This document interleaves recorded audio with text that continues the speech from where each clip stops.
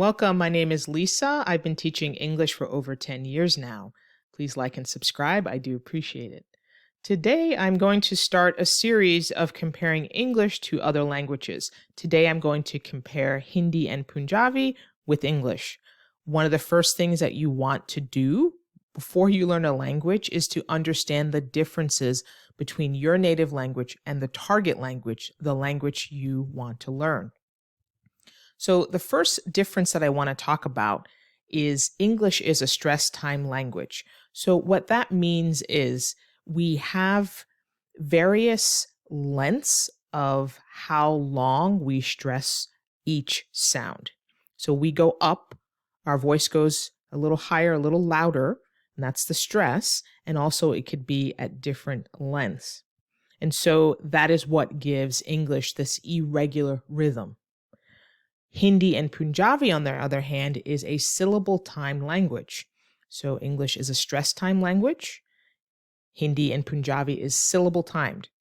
What does that mean? You have very regular sounds, very regular stress, very regular beats. And that's why the music of Hindi and Punjabi sounds regular.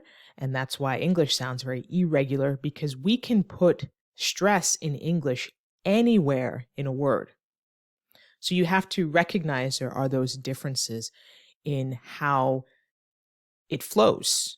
I'll use the word flow, like music, different sounds. Now, there are very specific sounds. Remember, in English, each letter has a name and it has a sound. So we have the letter P, for example. The name is P, but the sound is P, P, P. So typically, Hindi and Punjabi speakers, when they are speaking English, struggle with some of the same sounds. So we're going to talk about those common struggles. So we're going to do that while we look at some sites of India as we talk about these differences and what you need to work on. You need to slow down a little bit when you get to these particular sounds so that they come out as clearly as possible.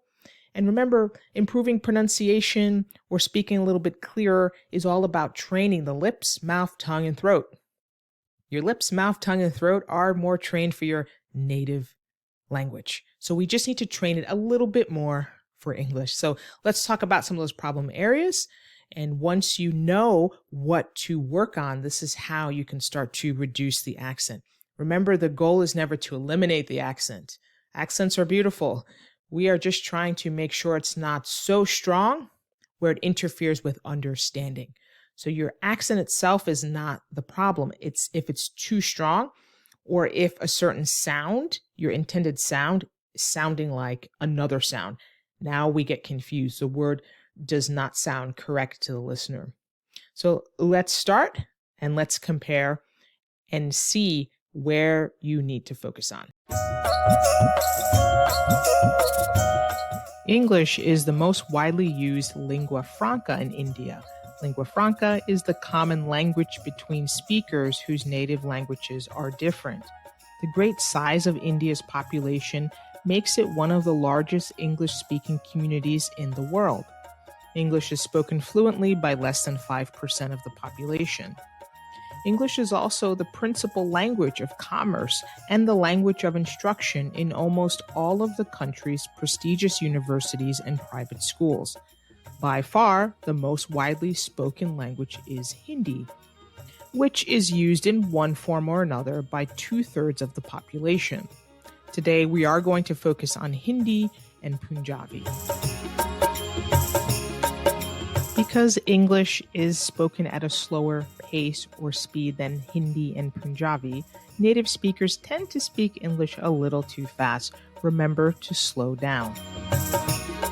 Don't incorrectly stress the first syllable of words in English that have stress on the second syllable.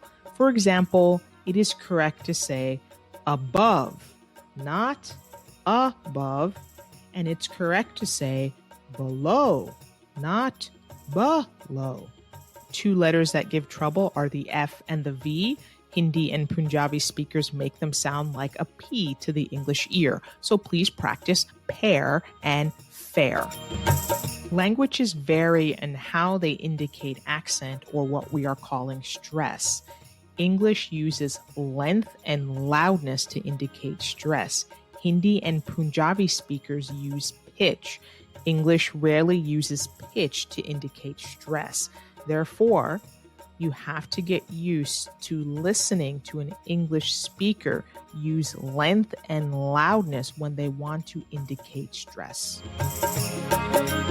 Hindi and Punjabi speakers will often substitute the V sound for the B sound. So berry sounds like very. The F sound is usually substituted for the P, and the V sound is often substituted for a B. So practice these pairs: pan, fan, supper, suffer, boat, vote, rebel, revel. Hindi and Punjabi speakers tend to substitute a sound similar to V for W.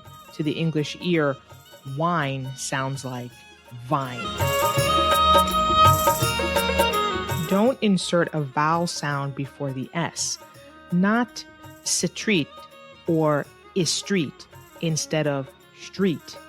Not slow instead of slow.